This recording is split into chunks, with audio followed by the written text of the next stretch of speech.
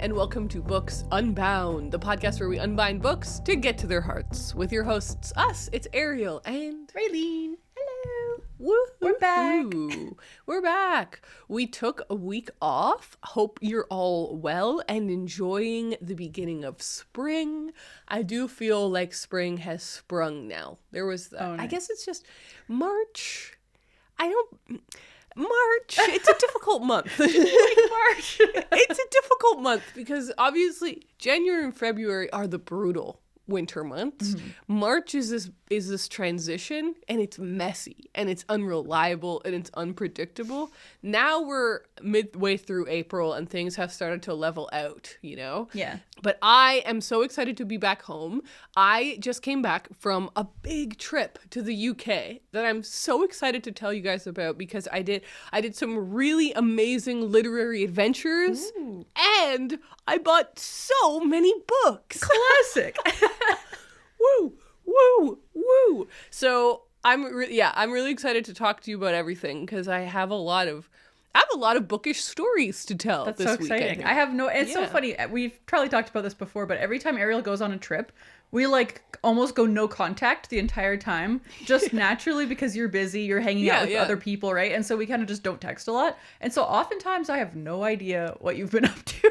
Yeah. So I feel like the only thing that you get is random photos of books. Yeah, no words, no hi, how you doing? Literally just here's a picture of a book. What do you think of that? Book. So I responded with some pictures of books myself because I also went book shopping. That's awesome. Yeah. But I feel like, oh God, I'm a little overwhelmed. I don't even know where to begin. But basically, I do have a big haul.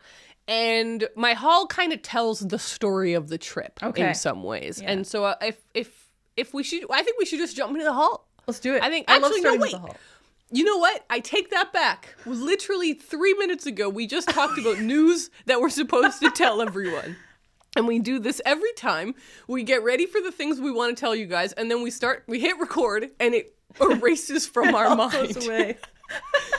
Well, good job remembering. And now we got people excited about that haul that's just around the corner. Yeah, no, you're right. We actually, maybe this was on purpose. Okay, we have some fun news. Basically, it's not anything new, nothing you haven't heard yet, but we wanted to solidify and remind everyone that we're doing a book club for our Patreon as a fun drive to, reinvigorate the Patreon in people's minds, maybe get some new people over there. Mm-hmm. And so the vote has been done. Lots of you guys voted in it, which is exciting because that was open to everyone. Mm-hmm. And the winner is Our Wives Under the Sea by Julia Armfield. Yep. And do you own it? You do. I have it right here, in fact. Incredible. Beautiful. I thought I owned it, but then I realized it's because I had it on the book truck. Yeah. But I don't think that I do own it. So I'm excited to go out and purchase my own copy. But now that it's been announced, you guys have loads of time to get your hands on a copy because the book club isn't starting until June 1st. You might be thinking that's a lot of time. Yes. It is, on purpose, because we really want everyone to have enough time to get it from your library in case that has a long list, or if you're in a country that doesn't publish that book and you have to, if you wanted to order it from abroad or something. Mm-hmm. So hopefully there's loads of time for you guys to get your hands on that book. And the way that the book club is happening is that on our Patreon, we're going to be doing a live show on June 1st. We'll put all these details in the description, but they'll also be on the Patreon. We are going to have we're going to do a live show on June 1st where we literally start reading the book with you guys. Yeah. So Raeleen and I are not starting the book early. We're going to start it live with you guys. We'll have a little bit of a chat discussion talking about expectations. So we'll have a fun live show. And then on June 29th, which is 4 weeks later, we'll do another live show where we discuss the book, and we will have finished it by then, and we'll all just get to talk about what we thought. Yeah. In between those two things, there will be 2 bonuses. Number 1, on our Discord, there will be chats that we will have set up for everyone to discuss the book. If you finish it early or you want to talk to other people, great. And we're both doing we're doing a joint big reading vlog as a bonus video. Because if you don't know, every month Raeleen and I post bonus videos on our Patreon. And so this time we're doing a bonus video. An extra bonus. Yeah, so there'll be 3 extra videos coming out that month on the Patreon where we vlog our reading journey with the book. So we're really looking forward to it. Those are the details. We'll remind you again in a couple of weeks if you want to take part. The other thing that I wanted to remind you guys of is something that I think we take for granted now. We're a little bit like, of course that's happening, but I guess we should remind you guys. Mashed Potato May. Yeah, Raeleen. true. That's happening in May, which is actually before the book club. I think we've been also focused on the book club, and we're like, well, actually this thing is happening even before that. Yeah. Basically, it's a very informal little club. We use the hashtag mashed potato May. If you don't know what a mashed potato book, it's basically what it is. It's a book that you've been putting off reading, saving it for the perfect moment, much like you would with your mashed potatoes at a turkey dinner, saving them for the very end. By the time you get to them, they're a little cold. And you're like, I should have just eaten these earlier. So to avoid that, you got to read those books, the books you've been quote unquote saving and maybe kind of avoiding. So we just encourage people to read them in May, and we'll be reading them in May, and we'll talk more about that next week, because this episode comes out on the 29th, I think, something like that. So May is about to come. Yeah, it's about to start. So next week when we record, it will be the day before May starts, and we'll share our TBR and what we have in mind for May. So I realized I should remind everyone about that as well. Yeah. One final reminder. CJ's EP is out, and the reviews are in. The people are loving it. It's insane. If you haven't heard our amazing collaboration with my brother, our video editor, or like our podcast editor, he released an EP called Music to Read To. I've read to it. Can confirm it's really good. Nice. And it works. So that is available. We'll link that as well. Okay. Also, I'm sick. To top it off. I feel that I should say that. Isn't that such a classic? You go on a big trip, you come home, you're sick. Yep. As if to put a period on the end of that sentence, a little cough for you all. So, Raeleen, I get to England. I'm there for one day before I whisk myself away to the north, to York, to visit one of my best friends who we've had on the podcast, Claire.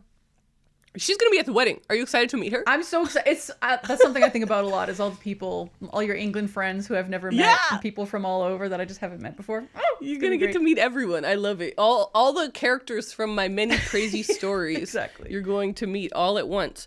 But yeah, so I went up to visit Claire, which I do every time I go to England because I'm obsessed with her and can't get enough, quite frankly.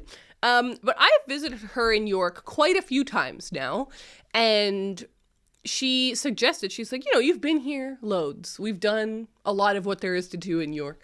What if we did a little road trip? And I thought, sure. Where do you want to go? She's like, the Bronte parsonage is only an hour away in the car. And I thought, let's do this thing. I love to visit a literary site. Yeah.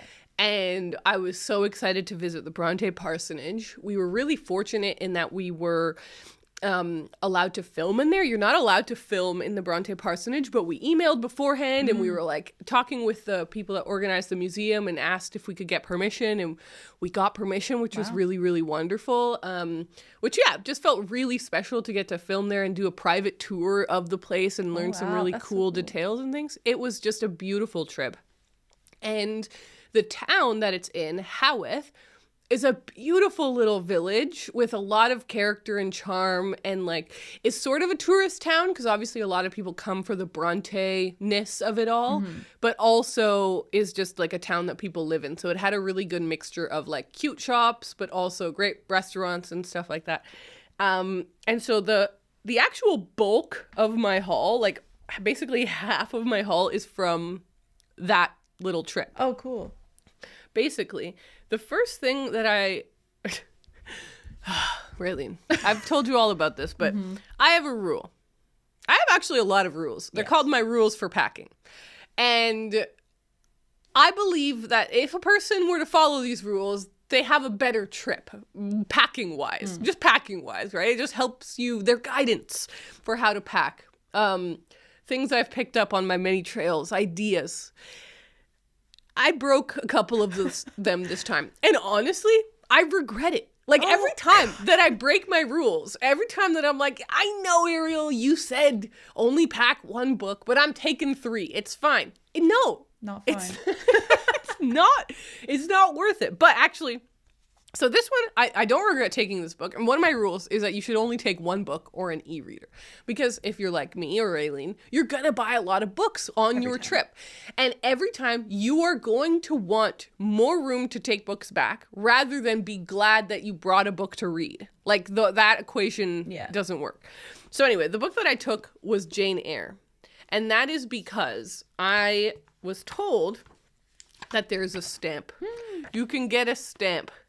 And this says, purchased at the Bronte Parsonage Museum, Haworth, Yorkshire.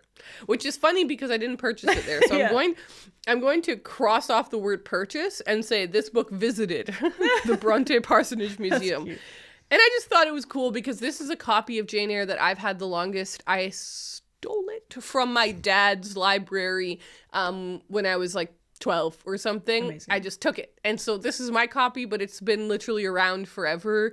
And I was like, how cool is it to take it back to the place where it was written and get it stamped at the actual house where it was written? I mean, that's so cool. Really special. I was really excited about that. But then I bought 3 books in their gift shop, which I will say, excellent gift shop. I got all of these stamped as well, Raeleen. Oh, don't worry. As you should. The first one is The Tenant of Wildfell Hall.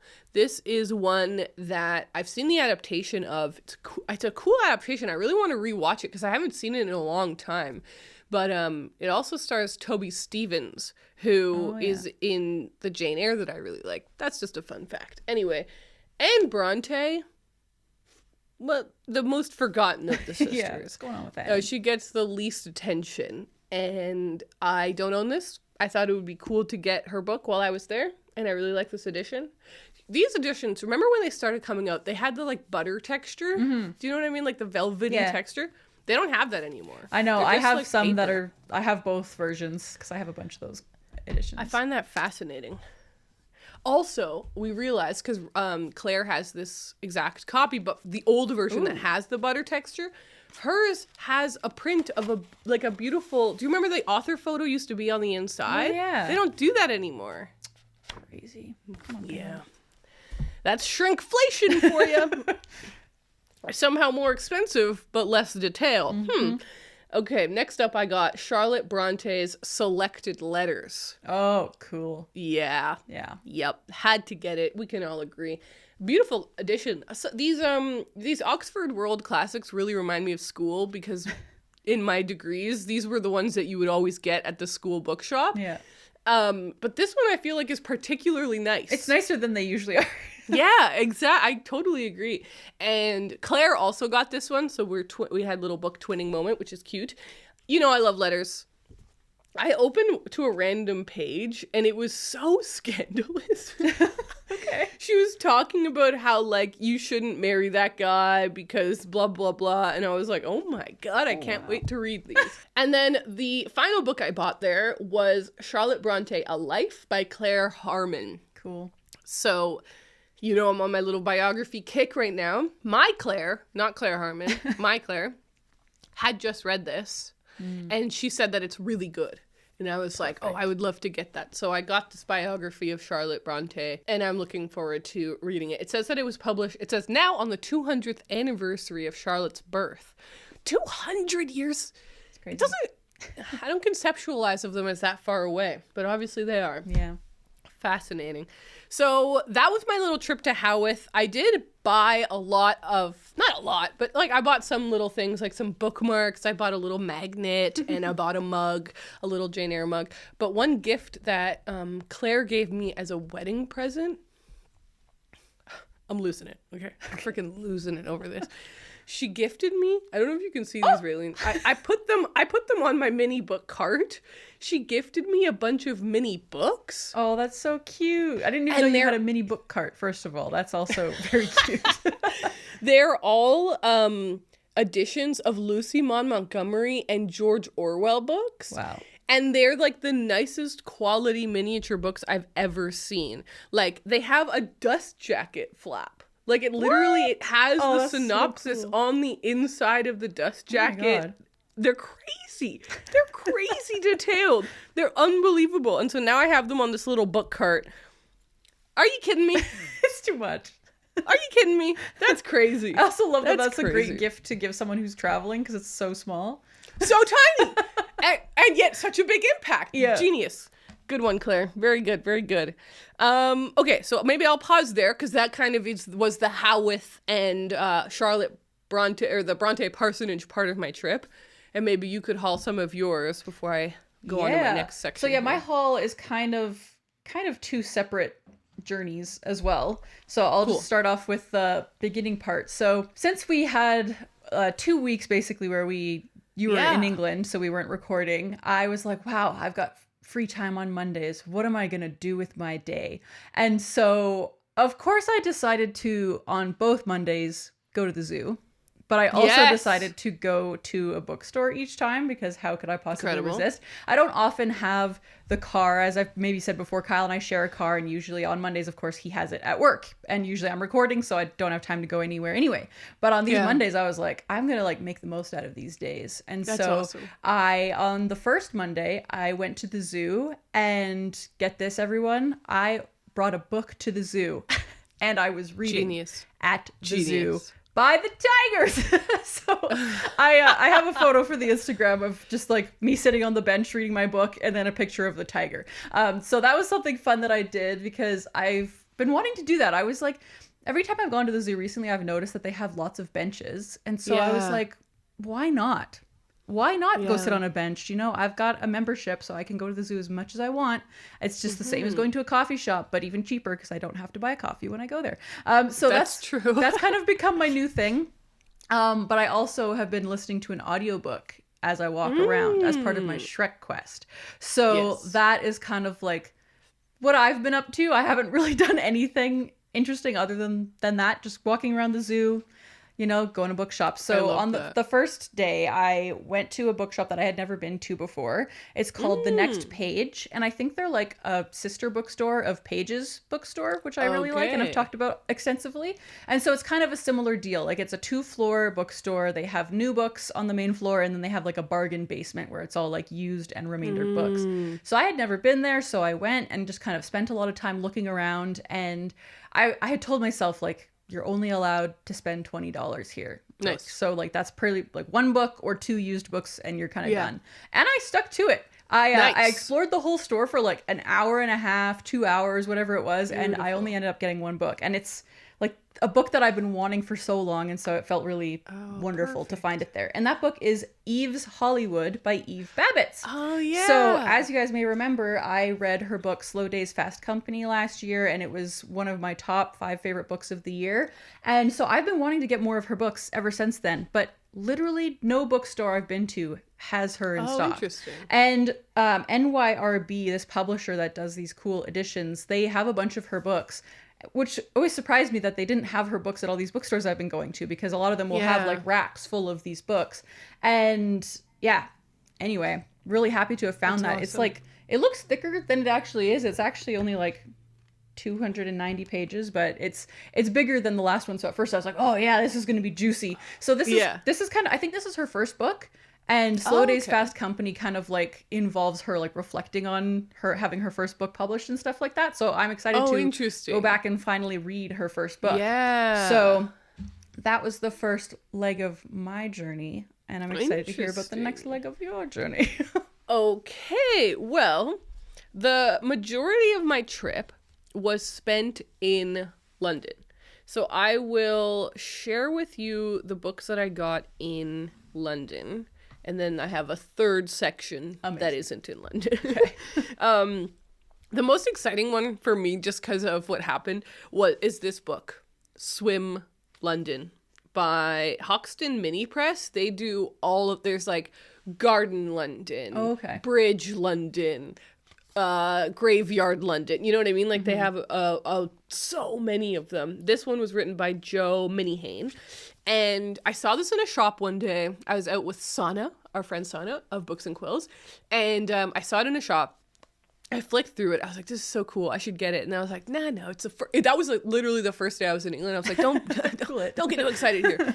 A week later, I was like, I need that book. I can't stop thinking about it. And so I went and purchased it. You know, I love swimming. It is my favorite thing. Mm-hmm. And so I thought, how cool would it be to maybe find a pool in this book that I could actually go and swim at? I start flicking through it. I was staying near the Barbican. The second pool in this book is called, wait for it, Golden Lane Sport and Fitness. And it was right around the corner. No way. I was getting lunch in the Barbican. It was right around the corner. So I was like, I'll just go look at it. I go look at the pool. It's beautiful. It's a lovely little community pool. And I was like, I'll just ask how much it costs to swim there. So I went and I asked. It was £6. I was like, that's so cheap.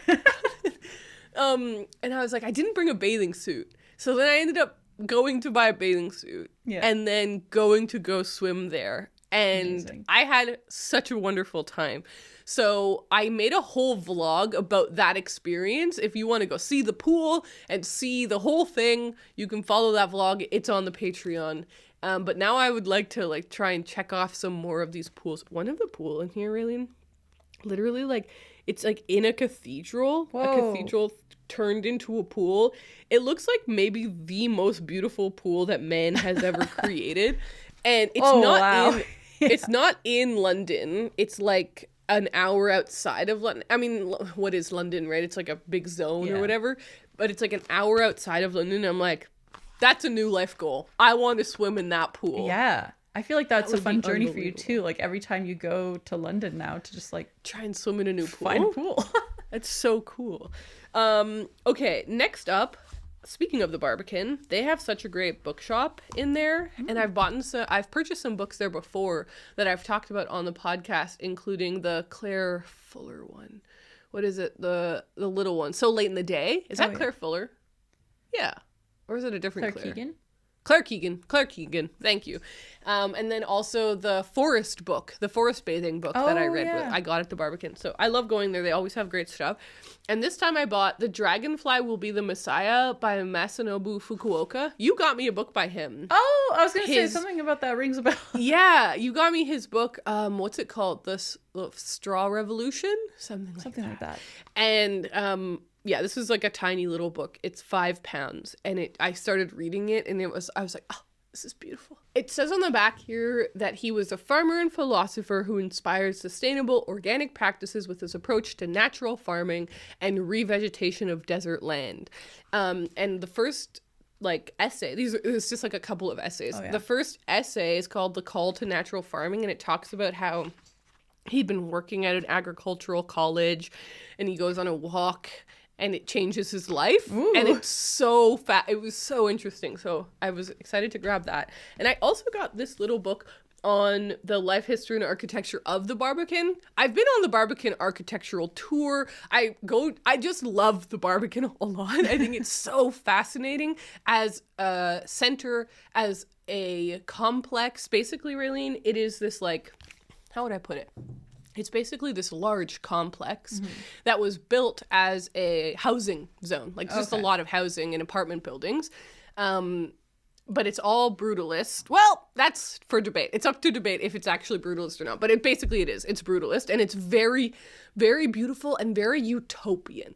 A lot of plant life and these weird little pools and fountains. And the water's weirdly green. And you're like, why is the water green? And I found out it's because they literally just dye it green. Oh. They just put green dye in it and stuff. And so it's this bizarre little zone in London. It's very fascinating. So I was excited to learn more about it. Like I said, if you're in London, or just visiting it or whatever, I really recommend the Barbican architecture tour. It was fascinating. It was a lot of fun. One Against Time by Astrid Del Marcia. This is one of those what was I thinking purchases. Who's that guy? Looks very cool. So obviously, one of my goals this year is to read 5 science fiction. So I did have my eye out for sci-fi while I was there. Mm-hmm. And this was £3 at the South Bank outdoor book thing. And I was like, all right. Okay, listen. The synopsis sounds insane. Even if I never read it, I just love this. Okay, listen to this. Harold Newman was a loser. Great start. Off to an amazing start.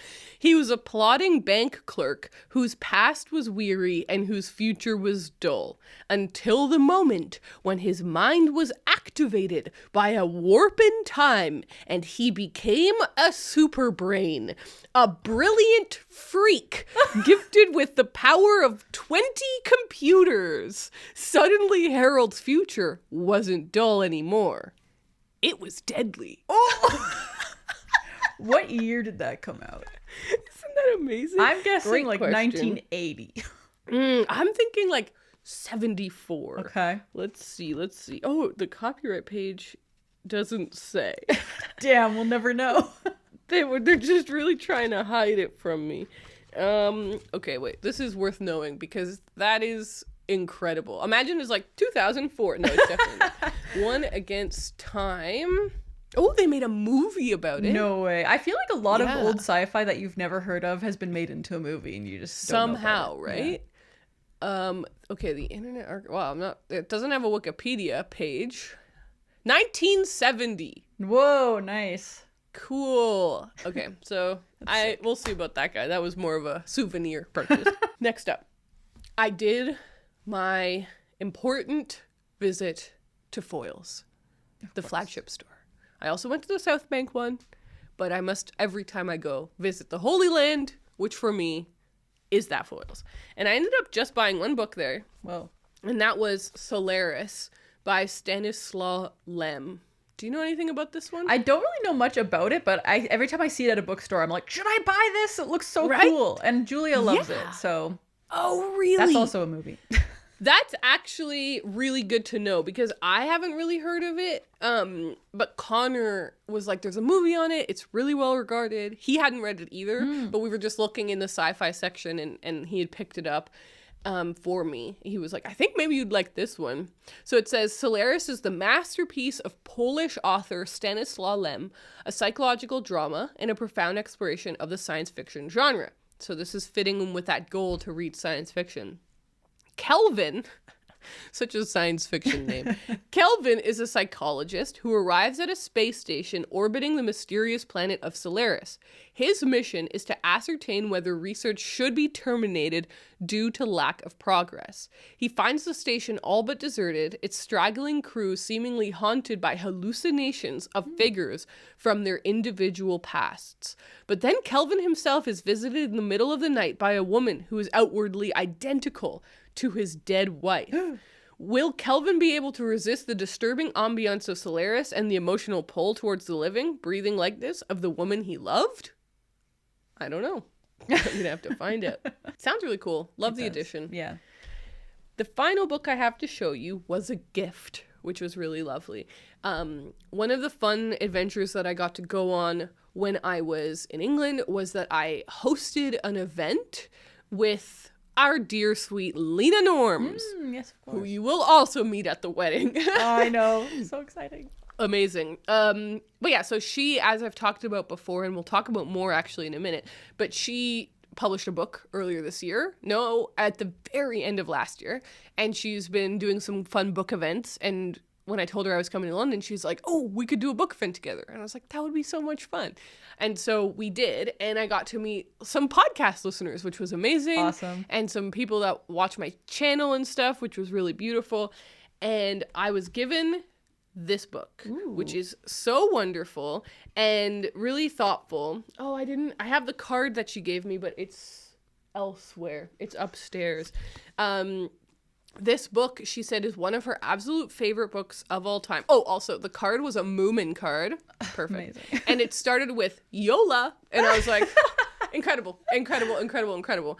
But yeah, so she said that this is one of her all-time favorite books, but that no one ever talks about it. And I was like, yeah, I've never heard of Abigail by Magda Szabo. And it's translated from the Hungarian by Len Rix. And it says it starts with a teenage girl's journey towards adulthood in a time of war. It is late 1943 and the German army is preparing to occupy Hungary. So it just goes from there. The school turns out to be a fiercely puritanical one. Oh, she's sent to a school for her safety, but it's a bad school. It's full of lively, sophisticated, somewhat spoiled teenager rebels. That sounds great. That sounds awesome. Yeah, that sounds really, really good. Yeah. So it was good. It was exciting to get this one. Thank you so much to Poppy who gave me this. Also, her name is Poppy. Incredible name. Best name ever. Literally the best name. So that was really nice. And those are the books that I got in London. Very good. Back to you. I throw back to you. Yes. So, like I said, the next week I went to the zoo again, and then I went to another bookstore, and I ended up going back to a bookstore that I think the first bookstore I visited when we moved to Calgary, and that is Shelf Life Books. Yeah. And I kind of went in there with a specific mission, because when I tell you what I have finished reading, this will all kind of make sense. But I went in wanting to find some kind of like weird horror book. And so I specifically went in looking for a specific book, which I did end up getting, but then I also ended up getting 3 more. But the first book that I got is Natural Beauty by Ling Ling Huang. And this is like goop horror is kind of like the genre. And I know that some people mention that as like the specific category that they read a lot of last year. And so now if there's people out there who know more that are in this like goop horror genre, please let me know. But yeah, basically this is about a woman who is like really good at the piano, but then something happens to her parents and that like derails her life. And she ends up going to work at this store called Holistic, which is like, sounds like a creepy store where creepy stuff happens, where it's probably kind of culty and everybody's obsessed with beauty and youth and all that kind of stuff. So I'm really excited about this one. And actually, I took your tip of reading the first couple of pages of all of the books that I bought. And cool. How'd that go? Was it fun? It was fun. Because I was like, okay, hopefully this doesn't convince me I don't want the book anymore. And then I read the first couple pages. I was like, nope, we're safe. That sounds great. I'm excited. Yeah. It starts off good and like the writing style is good. So yeah, it was a good tool though, because that could have saved me from disaster. So I just wanted to let you know that I'm implementing that now because I just buy books randomly. Were there any books that you read the first page and you're like, no, I'm not buying that, and you put them back? No, okay, I only so you had read a good instinct. Yeah, it worked out. It was all the ones that I really wanted to get. I read the first page and it paid off, so it was all good.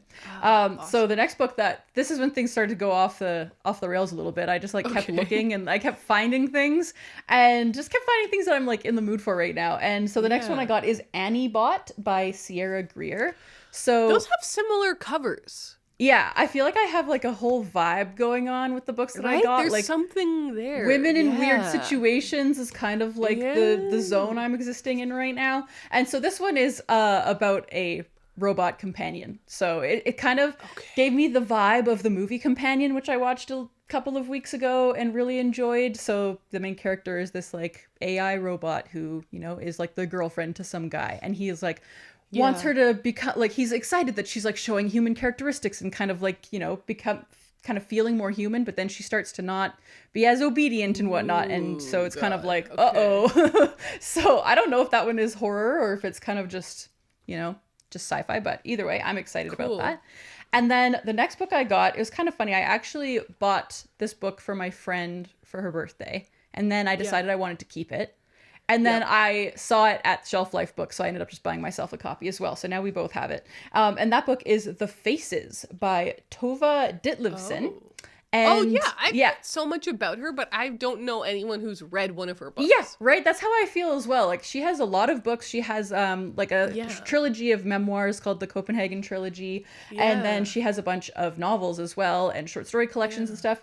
This one sounds awesome. It's really short. This sounds like one that both of us would like. The main character is a woman who is a children's book author, and she's like a mother and wife, and she starts to like see things and hear things, and so she ends up getting sent to like an institution that's supposed to like help her get better. Oh, no. And so I'm like, oh boy, what is this? Is, you know, Unsound Women, we love that. It sounds so good. And I really like this cover too. It has a couple of different covers, but this is like the Penguin Modern Classics edition. That's very really cool. Spooky and cool. So yeah, very, very excited about that. And then the last book that I grabbed was one I had never heard of. I usually nowadays only pick up books that I've heard of or like know something about. This book just caught my eye. And then I read the first couple pages and I was like, oh my God, I need this. So the book is called Service by Sarah Gilmartin. And I do like that type of cover. Yes, the cover is great. Yeah. It is a restaurant book. It's Irish. Of course. So the main character worked as a waitress at this restaurant. Like sometime in her past, she no longer works there. But now the person who's like the head chef of this restaurant is being accused of bad things. He's done something wrong. Like I don't know if he's been accused of sexually assaulting someone. It's something in that realm. And so she is now being pulled back kind of into the investigation. And so the story is told from the perspective of this person, this main character, as well as the chef and the chef's wife. So you get all these different perspectives on like what he was up to and what was going on. So I think it's going to be really fascinating, and it gets really good reviews. And yeah, you know, I love a restaurant book, but also it's, you know, it tackles a lot more than just that. And it's like close to real life as well, because that's something that's happened, you know, with celebrity chefs and stuff. So I'm really excited to read that though. I think it sounds like it's going to be awesome. That sounds perfect for you. I know, it's like right up my alley. So I love that. Some cool books. Beautiful. Yeah, some really cool books. Yeah. Damn, good work. Good work, man. Thank you. Thank you. Okay, I didn't buy any more books. I felt like I didn't buy very many books on this trip, which is interesting. Yeah. Like obviously one of those, the biggest one there was actually given to me as a gift from that listener. And then I got 3 books when I was in Howarth, and I got 4 books when I was in London. Like, for me, that's not a lot of books to get on a trip. But I did get some other little things that I wanted to show you. Okay. One thing that I just had here that was in my pile. This was the wrapping paper that Poppy wrapped the book in. And it was so beautiful that I couldn't justify bringing the wrapping paper because of my packing situation did get pretty tight there at the end. Mm-hmm. And so I just cut out a piece to have as like a bookmark. Yeah. So that's going to live in the copy with Abigail, which is awesome.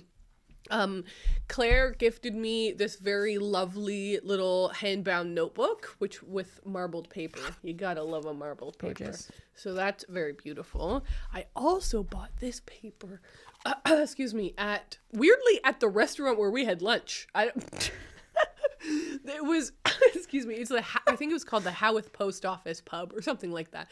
But it was the post office when the Bronte sisters lived there. Oh my gosh. And it's been converted into a restaurant, but it still has the original like beautiful wooden so cool.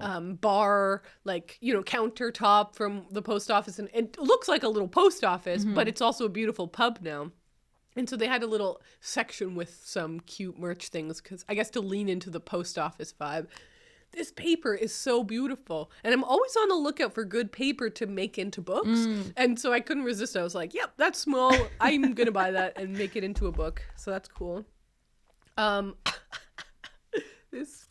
bought a little map of London because, look at this. Are you ready for this? No, you're not. You're not ready for this. Whoa. It's a pop-out map, you guys. It's so cool. I've never seen that before. Me neither. That's crazy. It's incredible. It's just incredible. I couldn't help myself. And I thought I'd use it in a video. I ended up not, but I love that.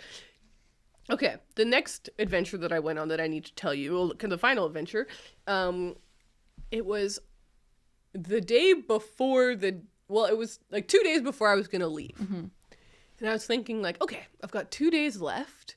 What do I want to do on my last 2 days while I'm here? Yeah.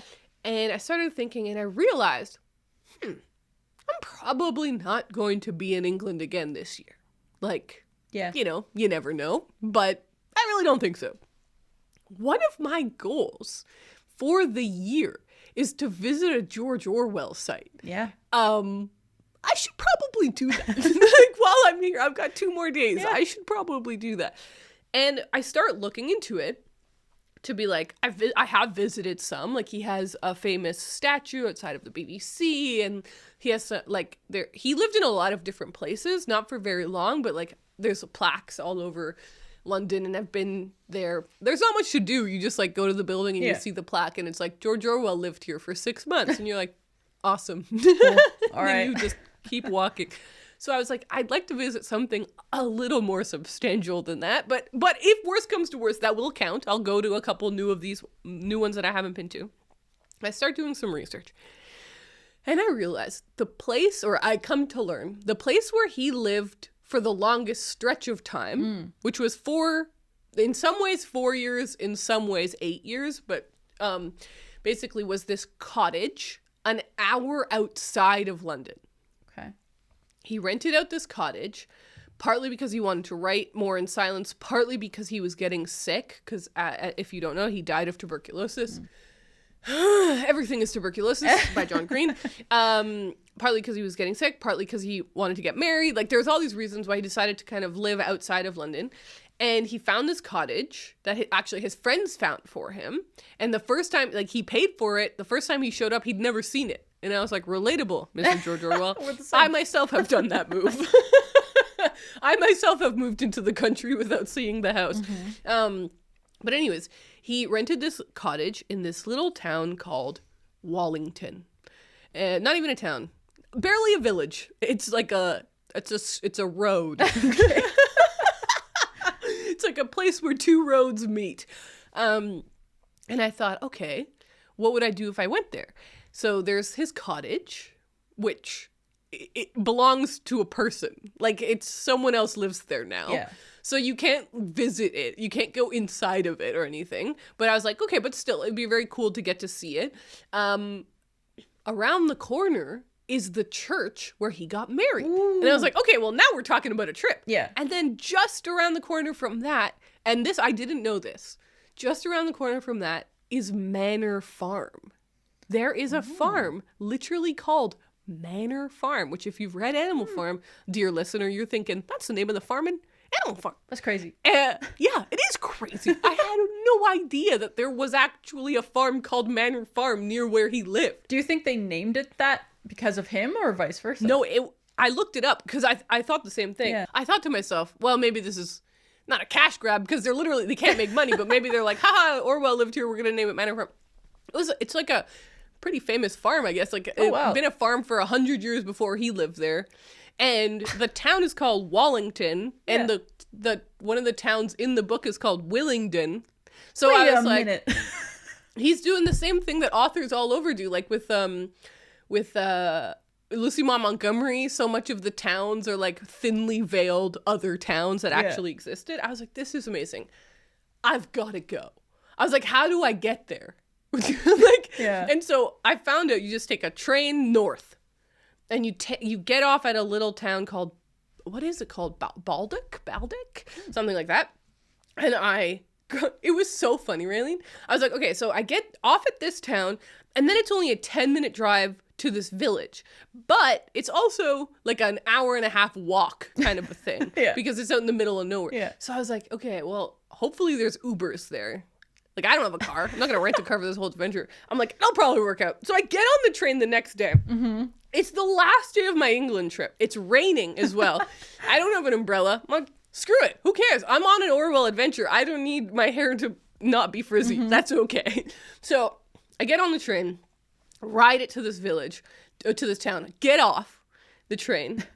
First mistake. I didn't use the washroom on the train. Oh, bad. And I get off at thinking there will be a washroom at the train station. And I see like a lady that works at the train station. I'm like, hi, where's the washroom? And she's like, on the train. I was like, oh, is there another washroom nearby? She's like, maybe in town. I was like, okay. So I start walking into town. Now, it's like literally a 5-minute walk to a little cafe. Perfect. I use their washroom. I buy an orange juice because I feel like when you use someone's washroom, you need to buy something. So I just bought an orange juice. I freaked out. I was like, orange juice. And then I ordered an Uber, and this man pulled up. Oh, and I was like, is it really this easy? Like, this is crazy. Yeah. So I get in the Uber, and this is so funny. I just, like, you know, when you're doing an Uber, you put in the address where you want them to drop you off. And I just put in George Orwell's address. And I was like, I'm just going to be dropped off in front of George Orwell's house. Like an Uber to George Orwell's house. Yeah, it's crazy. And the number 2 Kits Lane. I was like, all right. So, and that's exactly what happened. We just went on these random little country roads. He dropped me off in front of someone's house. And I was like, thanks. He was like, bye. And he left. And there I was. And I was like, I almost couldn't believe how easy it had been. When I got off the train, I literally, Raeleen, I laughed. I stepped onto the station and I looked around and I just started laughing because I was like, where am I? How did I get here? What am I doing? And what do I do next? I don't know. I just got to figure out how to get there, you know? So anyways, I get to the house. It's a beautiful little cottage. I took lots of photos and clips that we'll show here on the YouTube, but I'll also put on the Instagram and stuff. I took my nice camera because I was like, this will be fun. It's a little day trip. So I saw the house, absolutely beautiful. I really didn't want to spend a lot of time there because, as I said, people live in the house. Yeah. So I just kind of looked at it for a minute, not for very long, and I took a selfie in front of it and making sure to not capture anybody or any, like, you can't see in the windows or their car or anything. I was just like respectful. And also there's a big plaque on it that says like George Orwell lived here. So I'm like, they obviously knew that when they moved in, people would be visiting it, but also I didn't want to overstay my welcome. So I was just there for a moment, but then I walked on and I walked to the farm and it was so surreal. It was so surreal because, Raeleen, this is not a tourist destination. It was a very different experience to the one I'd had just like 2 weeks before when I went to the Bronte parsonage, because the Bronte parsonage is a historic home that has been, you know, adopted by a museum or made into a museum. They've made an extension with nice bathrooms and a big gift shop, and a dozen employees work there to maintain the history and tell the stories of what happened. And there's lots of tourists in the town. Like, it's like, you know, you're there and and we're all there for this thing. Yeah. This was, like I said, a street in the middle of England in a very sleepy little residential village. There was no one else there. Amazing. And it was raining. So there was like, I got soaked. There was no one else there. Yeah. And in that way, though, it was a really beautiful, intimate experience. Like, it was just me walking around the same lanes that Orwell walked around it. And I got to literally trace the walk he did when he got married. Like, it's in a diary or in a letter where he was like, we got married at the church and then we walked back down to the house. And I'm just like, I'm doing the walk. I'm seeing what he saw. And, you know, there's like the duck pond there that he mentioned. It's right there. And and there's a building next to his house was a pub, which is now a residential house. Wow. But like, I'm like, so that's where they had their lunch after they got married. And then they walked 3 steps over to their own home. Cool. It was such a beautiful visit. And it was very grounding in that way where I was like, I see why Orwell wrote Animal Farm. He lived in farm country. Anyway, so I went to Manor Farm, which is a working farm. Yeah. And I just kind of stood outside but it was so cool because there is a sign that says Manor Farm on a black barn. It's black. Oh my gosh. All the buildings were black and very ominous, and I was there on a rainy gray day. That's perfect. And I was just like, this is so scary. I'm like, Napoleon is around the corner, I swear to God. It was fantastic. And then I walked up to the church. And the church was really a very beautiful church. It was completely empty, and I was so grateful to them for leaving the door open. It's like a real hit or miss situation with churches. Some places lock up, obviously, if no one's there, and some churches leave their doors open for anyone to come in during the day, and I was so glad that it was open. And I probably was there for 20 minutes by myself, and I just got to sit down, take a break. I was so grateful to the church because they had these panels all about George Orwell and his life in Wallington. And I read all the panels, and I bought these 2 little pamphlets that they had on just a table. They had like pamphlets in like a little money box and whatever, and you just drop in some pounds for them. So this one's called Orwell's Life in Wallington, George Orwell in Wallington. These 2 little pamphlets about here, you can see what the manor farm looks like. Yeah, it's quite creepy. But also there's this fantastic photo of Orwell and his goat, Muriel. And that is from the, that photo is taken on the land right in front of his house that he also rented to have some, so that he could have the goat and some chickens. And so I visited the church. It was really, really beautiful. Got my little pamphlets, took a break. Thankfully, the worst of the rain passed while I was in the church. And then I walked back down to the house because on that little like corner where there's like two streets that meet kind of thing, there's the village hall and there's like a little shelter with a bench, like kind of like a bus stop, but made out of wood and very cute. And so I sat there and I ordered the Uber. I was like, well, I've done it. I visited 3 Orwell sites in one little spot. I've had a beautiful hour in the countryside in England. It's time for me to go home. And so I sat on this little bench and I ordered the Uber. It was the same guy that dropped me off an hour ago, which was so funny. He had like an Eastern European accent. And I opened the door. I was like, hello again. And he was like, hello. He's like, it's a small world. No kidding. It was so cute. And and then he took me back to the town. I got back on the train and I was back in London in a couple of hours. So beautiful. The whole thing was a really beautiful experience. I had so much fun. And I've ticked one of my New Year's resolutions off to visit a new Orwell site. And it was arguably maybe the best one you could have done. I really agree. Like his house and the church and the farm. Literally like all in one. Yeah. The other big one that I do recommend Orwell people do is visit his grave, which I did a long time ago. It's beautiful there. So beautiful.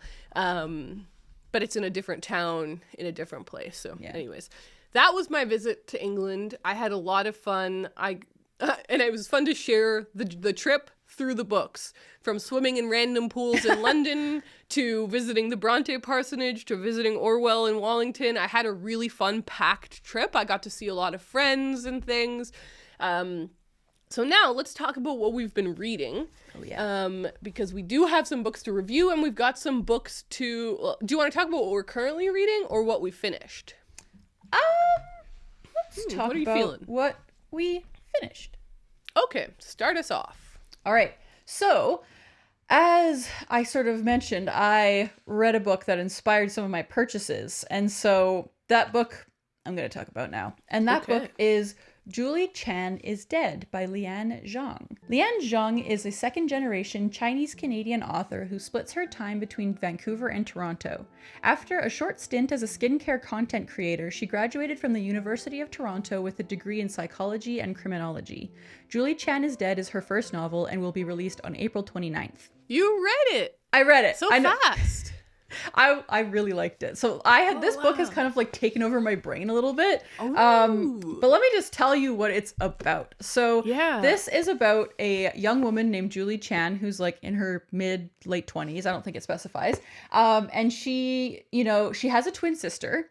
And they were separated when they were 4 years old because their parents died in a car crash. And basically, Julie went to go live with her aunt. And her sister, Chloe, was adopted by this rich white couple. And so she went off to live this completely different life. And Chloe, that sister, is now like a super famous influencer. Like she makes YouTube videos, she's popular on TikTok, whatever. And so, at some point, like a few years before the story takes place, Chloe made this video gifting Julie a house, like for clout, for views. She was like, I reunited with my twin sister and I bought her a house. And it was all just like a ruse so that she could like make a bunch of money or whatever. She never talked to her again. And so Julie has this kind of fraught relationship with her twin. Like, oh, she's out there being rich and famous and beautiful and whatever, but she sucks. And she's like, doesn't care about me at all. And so what kicks off the story is that Julie gets a call from her sister, and her sister is like, I've made a mistake. And she's clearly like in distress. And she's like, uh-oh. And she keeps like calling her, texting her, and she's not picking up. And so Julie's like, well, I have to go see if she's okay. I might be the only person that knows that she's in trouble. And so she goes to New York and she goes to her sister's apartment, and her sister is dead. And so Julie takes she thinks about it quite a lot, and in the moment she's like, uh-oh, what do I do, and the police come, and there's kind of a misunderstanding, and they think that the dead sister is Julie herself, and she just kind of is like, yeah, that's what's going on here. And so she decides to take over her sister's life. She starts impersonating her, pretending that she's an influencer so she can live this fancy life that she's never had. And it sort of takes off from there. So that's like what gets the story going. Yeah. But it gets weird. Like, I was not expecting this. I read a couple of reviews, and like there's a little kind of like thing in the front, because this is an ARC copy. The book comes out tomorrow, I guess, when this episode comes out. But the editor of the book wrote something in the front of the book, and she kind of says like, oh yeah, a lot of people are comparing this to like the White Lotus and Yellow Jackets. And I was like, in what way? Like, I don't understand how either of those are going to come into play, but let me tell you, they do. There's kind of like, of course, like Julie is now in this influencer world, and Chloe was kind of involved in this circle of people who are like the top dogs of, you know, the beauty kind of like lifestyle influencer. And so there's a whole bunch of them who are like the richest and the coolest, and basically they go on like a secret trip every year that like they never tell anyone about, like where they're going or what happens there, but everybody kind of knows like, oh, they're going on their little retreat. And so that happens, and things get strange when they're there. So I definitely see the comparisons to Yellow Jackets. Like, there's something that happens that I'm like, oh yeah, this is like straight out of Yellow Jackets season 2. So if anybody out there who really likes Yellow Jackets and wants something that kind of has that weird factor, I really, really recommend this. And yeah, I don't want to say too much because it's really worth finding out for yourself, but it kind of leans into like strange horror. And so it kind of leans into that, like what I wanted when I got Natural Beauty. Yeah. Like, I was like, I want something that's just like about women being weird and doing weird stuff. And so it was like really, really fun to read. I found myself like staying up late wanting to read to finish it, which was really nice. But now it's simultaneously put me into like a hyper focused like reading zone where I'm like, I only want to read things like that, and I'm finding it difficult to find. So, yeah. But what did you think about the depiction of an influencer? Did it feel good or weird or real or? I mean, it's kind of like influencer at the highest level, so it's kind of hard to know. But I do think that it did a good job of showing like how cliquey it can be and how like fake a lot of it can be. And like there's a lot to do with like getting brand deals and like how that kind of side of things happens. So yeah, I would say it's like realistic probably, but also like exaggerated a little bit probably, but also just mostly very like spooky. Yeah. It's interesting that the author, you said in the bio that the author was a skinfluencer. Yeah. Yeah, so I didn't really look too much into that to see like how involved she was in it, but that is interesting. Like she knows stuff, but then also has a background in like psychology and criminology, so like it made the book very interesting. Like it just was all very fascinating because you're like, how would people react in this situation? How would people, you know, would people be able to figure out that she's faking it and stuff? Like there was just like a lot of things to think about while reading the book. So it was very great. I'm so glad that you enjoyed it so much. Yeah, I really enjoyed it. And I wanted to say I found out that the book's original title was Follow Us, which I think is a better title. I honestly feel like this title and cover do it a little bit of a disservice because it's a weirder and like more spooky book than what it looks like. It kind of, I don't know, the title makes it sound kind of silly, but I like Follow Us. It does sound like a very 2025 title. Yeah, but Follow Us is creepier and kind of like fits. Once you've read the book, you're like, ooh, yeah. Ooh. Interesting. Yeah. All right. Well, I finished 2 things in the last 2 weeks. All right. That I'd like to tell you about. So the first one is Half-Assed Human by Lena Norms. Lena Norms is a poet, vlogger, and presenter. She's amassed over 24 million views on her YouTube channel and was named Book Vlogger of the Year by London Book Fair in 2020. Lena has been named an official YouTube Creator for Change for her online campaigning and has collaborated with the European Commission, Historic Royal Palaces, the US Embassy London, NHS, the Man Booker Prize, Vice, and BBC 3. In 2022, she published her debut poetry collection, Bargain Bin Rom-Com. Half-Assed Human, How to Live Better Without Burning Out was published at the end of 2024. I have talked about this book a lot in the past because I was so excited and proud of Lena for writing this book. She obviously is one of my best friends, and I'm deeply biased, but I will say, perfect book. Yeah, probably. It's really, really fantastic. And it was so exciting and satisfying to read it as a physical thing. So the reason, I basically had read it before when she'd sent me an early copy, like a digital thing to read. But I haven't read it as a finished final form thing as a book. And I wanted to, because obviously I was hosting that event and I wanted to make sure I'd really read it thoroughly in the finished copy. And so I read this while I was over there, and it was so nice to, I don't know, it's so interesting to read a book that a close friend has written, because I knew I was there for a lot of the journey of, like, I remember her calling me and she's like, do you think I should write this book? So I was there when the very beginning catalyst stuff was happening to now when it's like a published thing, and I'm just so proud of her. So anyways, it's really fantastic. The concept of this book is very simple. She is promoting the idea that sometimes in life, the best thing to do is to half-ass things. So she talks a lot at the beginning about the paralysis of not doing the things you want to do. You know what? It's sort of like a mashed potato theory a little bit, but like you're not doing a lot of the things that you want to do. And there's all sorts of different chapters, like on your style and clothing, on your climate action, on how you eat, on like all these different things. But you might not, on your career, you might not be doing things because you're scared and you're a little paralyzed that you're not going to be able to do them perfect. And she's really advocating for like, release that pressure from yourself and half-ass things, because a lot of things will never get done perfectly, and you will much prefer to do them a little bit versus never even attempt them at all. And so an example is like being a vegan. She talks about like why you should be a vegan because of the climate and everything. She's like, but that's so unrealistic for most people. So what if you just like only ate like your special meals, like turkey Thanksgiving and Christmas, like you ate meat on those days? Or what if you were like a vegetarian after lunch? Or like there's all of these different versions that, and if everyone did a little bit, if everyone didn't feel this fear of being perfect, we would actually make such a great impact. And so she just talks about this in all sorts of different directions, and it's a beautiful philosophy, and that I've definitely started to adopt in different ways, and I really recommend her book. And also, I did, for parts of it, listen to the audiobook while walking around London. And I think that she said that the audiobook is now available in Canada as well.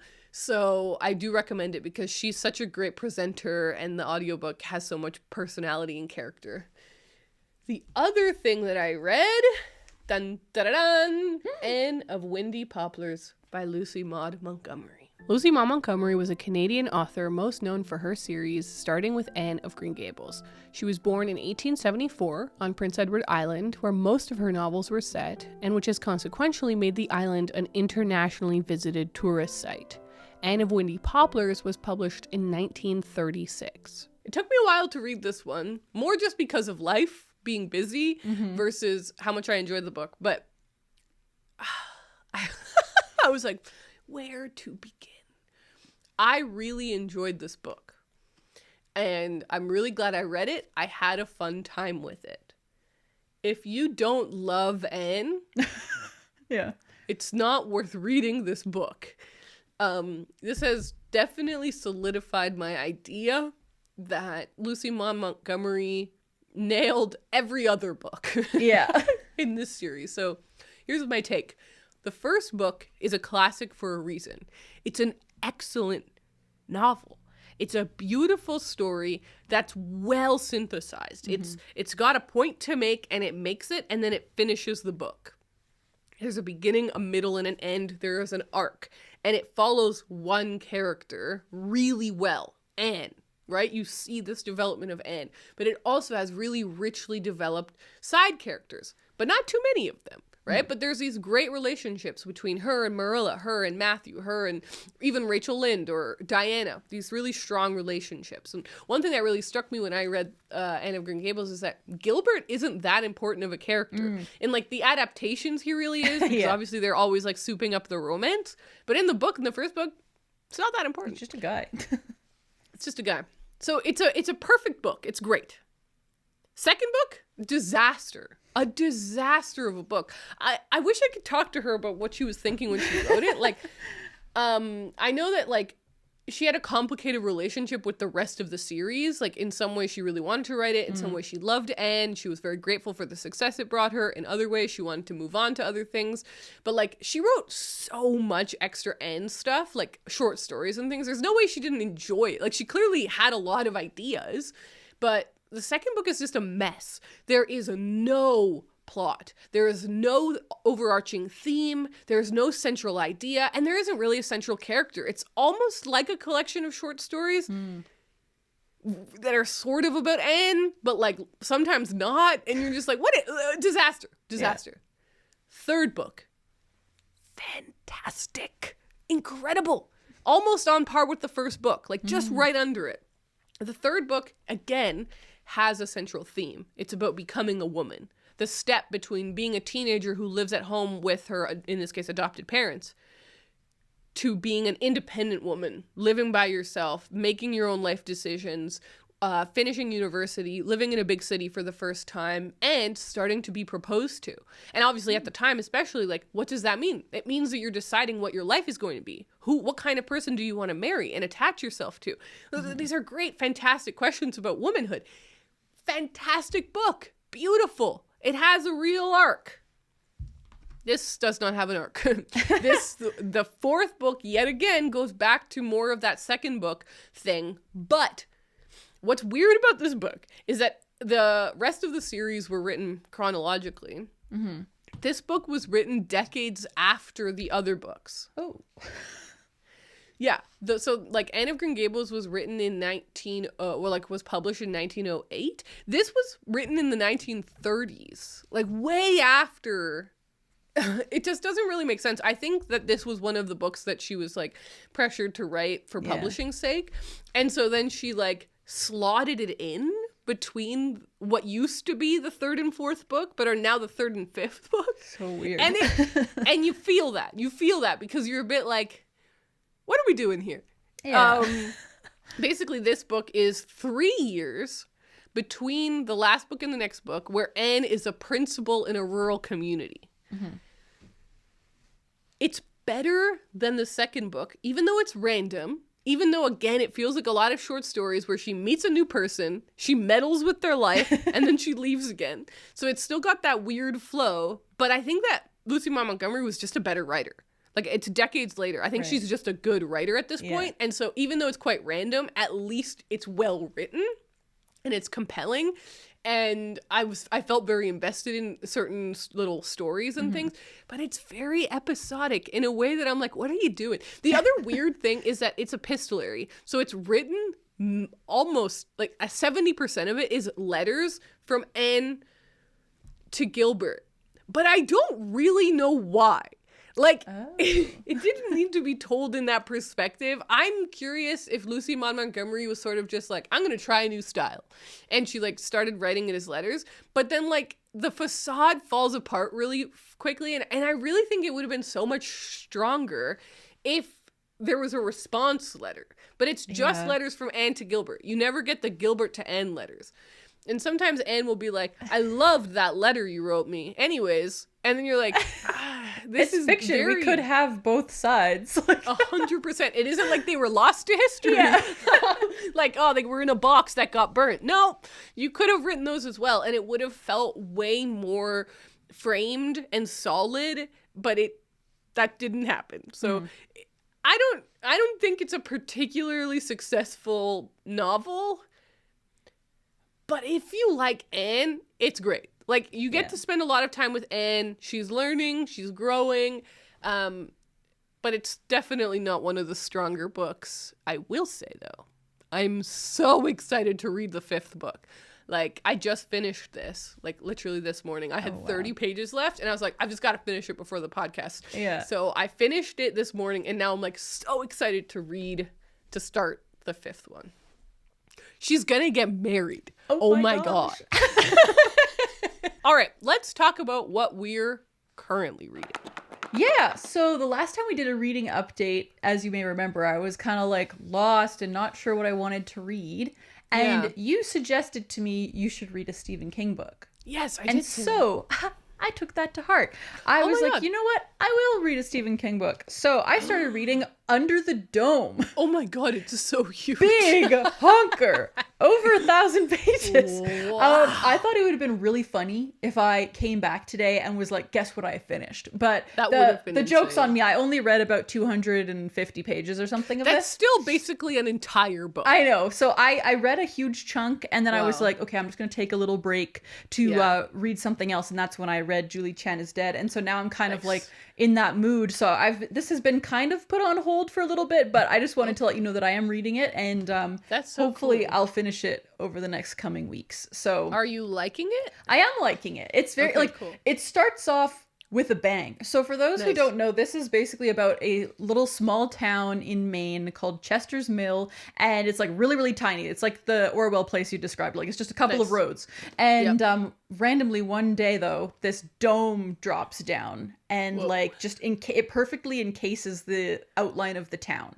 So like there are some people whose backyards are like half in and half out of the town, and like their backyards get chopped in half, and like so it kind of like it drops down, some people get hurt, there's like a plane that's flying in the sky, hits the dome. So like it starts out really dramatic and like whoa, okay, things are going crazy. And then so now where I'm at, I'm like 200 something pages in. It's just like everyone kind of coming to grips with like, oh, this is what's happening and what do we do now? And so like, so you can't leave the dome. Exactly. They're stuck in it. Like it's invisible, so people can't see it. So at the beginning there's a lot of chaos of people like not believing that it's there, of course, and like driving into it and stuff. And it's they're trying to like destroy it, see if there's a way that they can like blow it up. Like the military's getting involved. It's all very people dramatic. Come in? No. Okay. And so they're kind of going into full on like freak out mode because it's like, okay, well, how long is this going to last? First of all, like how much food, how much fuel do we have? Yeah, that's what so it's kind of like a survival story a little bit, but it hasn't quite gotten to that point yet. And this has also been made into a TV show, which I watched. Oh, okay. Kyle and I watched, I think, the first 2 seasons of it, like, a decade ago, whenever it came out. And I don't really remember a lot of it. And I'm sure that the book is probably different because I already know that there are some characters that are like died at the beginning of the book that are characters in the show. So I am like, I kind of know stuff, but I also don't at the same time. And I don't know how it ends. I never finished the show, so I don't know what the explanation for the dome is. So I'm pretty excited to keep reading. Like it's very mysterious, but it is also very long. It's very long. Have they drawn like a perimeter so that people know where the dome is? I think they've been like putting up flags or something so they can see where it is now. Yeah. Cool. Yeah. That's a smart thing to do. I'm invested. I know, right? I'll keep you posted on how it goes. I'll let you know. I'll let you know as things progress. But I'm also reading another book right now. I'm actually reading 2 other books. I guess I'll tell you what my audiobook is right now because, like I mentioned, I've been walking around the zoo. I've also been going for walks just like near my apartment. And every time I go out by myself, I'm like, let's listen to the audiobook. I'm listening to a book called Live from New York: The Complete Uncensored History of Saturday Night Live as told by its stars, writers, and guests, which is by Tom Shales and James Andrew Miller. So I'm listening to this because, of course, I'm super into In the Biz books. And I also wanted to make sure to pick like a big, juicy book for this Shrek Quest goal because I didn't want anyone to tell me I cheated. And so this audiobook is, let me tell you, 28 hours long. Wow. So I did purchase it, so I don't have to worry about returning it to the library. Nice. Yeah. So now I have it, and anytime I go out for a little walk, I get to just listen to them tell me about how I'm still in the very early days of the book, so they're still just talking about like how Saturday Night Live like came to be, like how they got started and that kind of stuff. So it's very interesting so far. I'm really enjoying it. The audiobook is good. So that is something that I'll be listening to probably for a few months. So I'll let you know as that progresses as well. But I'm also reading another physical book, and that is Rouge by Mona Awad. Interesting. So this is funny. The other day I had like an hour or something where I was just staring at my books like, what do I want to read that's kind of like similar to Julie Chen is Dead? Like I want to read something weird, horror, like goop horror or whatever. And I somehow overlooked this for an hour. And then I was like, how did I miss that? Like this is the obvious choice. And so I picked it off my shelf and I started reading. I'm still pretty early on. I'm in like 60 pages in. And so far, really enjoying it. So the main character is this woman who is obsessed with skincare, like obsessed. Like she's constantly watching this beauty YouTuber who is like talking about all these different serums, and she like exfoliates 3 times. Like she's like really obsessed with her skin. And it's partly because her mom was obsessed with beauty as well, and her mom has just died at the beginning of the book. So that's kind of all like the things that have happened so far. And I think she's going to end up going to like a weird retreat or something, which is exactly the vibe I'm looking for right now. Yeah. That is what I want. And so I don't really know exactly how this is going to go, but it is kind of like a Snow White retelling a little bit. Like it's got a little bit of Snow White, but it's funny on the little blurb here, it says like Snow White meets Eyes Wide Shut. So it's like Snow White, but really messed up. So I'm excited about that. I know of a book that fits into this category perfectly. It's called Self-Care by Lee Stein. I've seen that one around. The cover matches this vibe perfectly. Yeah. And it says, the female co-founders of a wellness startup struggle to find balance between being good people and doing good business. And Maren Gelb is on a company-imposed digital detox. Ooh. She tweeted something terrible about the president's daughter. And so she gets in trouble and they make her go offline because she I think she gets canceled or something like that. But they run this like wellness company, and perfect. It sounds perfect for you. Okay. For like this current vibe. Oh, and look, when it says readers also enjoyed Anybot. So oh, no way. I think it's on a I feel like I'm falling down a rabbit hole of like this type of book right now. And that's interesting.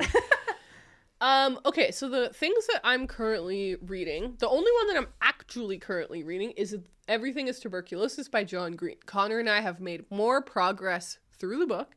We only have like an hour and a bit left of it. Yeah. So I really want to finish it.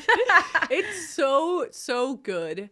In a way, though, I haven't really minded how long it's taken us to read it, just because it's been like it's a lot of information to absorb. Yeah. And I think that if you read it, like the audiobook's only like 5 hours, I think. So if you read it really fast, you could obviously do it in a day or two. I don't think you would absorb all of the information. And so we're doing it in these like little bursts, and then we have these great conversations about it. And then like I encounter something that has tuberculosis mentioned in it. Yeah. And I'm just like thinking about it. And so it's been a good couple of weeks actually with this theme in mind, but I am really excited to finish it because I want to hear how he ends the whole thing. So that's fascinating. But so that's the only thing that I'm actually currently reading. There's 2 things that I'm like excited to start. Ooh, okay. The first one is the 5th End of Green Gables book, which I didn't grab and it's out of reach, but I've already mentioned I'm very excited to start on that. But the other one, this is kind of a surprise, is Intermezzo by Sally Rooney. Me and Connor's sister had talked about possibly buddy reading this. And we were messaging the other day and she's like, I could start now. And I was like, let's do this thing. I love that. So it's sectioned off in 3 parts. Part 1, part 2, part 3. So we're going to try and read a part per week. So it's going to take me a while to read it, which is perfect. And I'm excited to do a buddy reader with her because we've never done a buddy read before. Cool. But she's read almost all of Sally Rooney's, if not all of Sally Rooney's books. So she's much more knowledgeable about Sally Rooney than I am. But I'm very excited to read this book. And this is like a great time to read it, because if I don't read it now, it will be a mashed potato book. You know what I mean? And maybe it already is a mashed potato book. So actually, I'll probably finish this in May. So this might count to my mashed potato May situation. Yeah, I love that. And that's it. That's what I'm currently reading.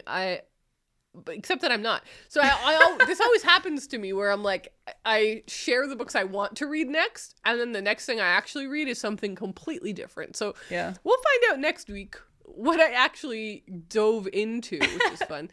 But thank you guys so much for watching or listening to this episode. It was really fun to catch up and tell you guys all about my journey. I'm jealous of all of the zoo time you got, Raeleen. That sounds really wonderful. Yeah. I just love picturing you walking around the zoo. That's beautiful. It's actually funny. Like, I've been to the zoo, I think 3 times since I last talked to you, and I'm going again today. That's so sick. I'm going today after this. epic. I think that's amazing. So that wraps us up for today. Reminders of the book club and the EP. We are now going to go record our Patreon mini podcast, the Media Tub, where we talk about the movies, shows, music, videos that we've been enjoying.